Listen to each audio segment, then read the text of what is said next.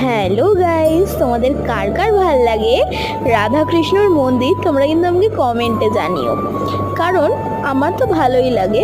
তো আজকে আমার দিদুন বাড়ির কাছাকাছি একটা মন্দির আছে, ওখানে আমি চলে গেছিলাম একটুখানি, মানে শান্তি যেটা বলে না, মন্দিরটায় খুব শান্তি আছে। আর আমারও খুব ভাল লাগছিলো মন্দিরটা যেতে, আর তার সাথে আমার পুচকু ভাই বোনেরাও গেছিলো। আর ওখানে গেলে দেখো ভাই বোনেরা যেখানে আছে সেখানে অত সহজে তো হচ্ছে তোমরা নিস্তার পাচ্ছ না।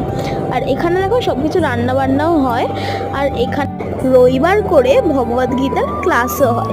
আমার দিদুন বাড়িটা বলতে গেলে নিয়ালিপুরের কাছাকাছি, মানে তারাতলার দিকে।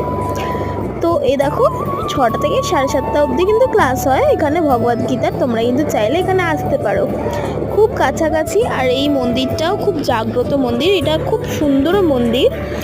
আর আমার তো খুবই ভালো লেগেছে। আর এখানে একটা কিউটি বিড়ালের সাথেও দেখা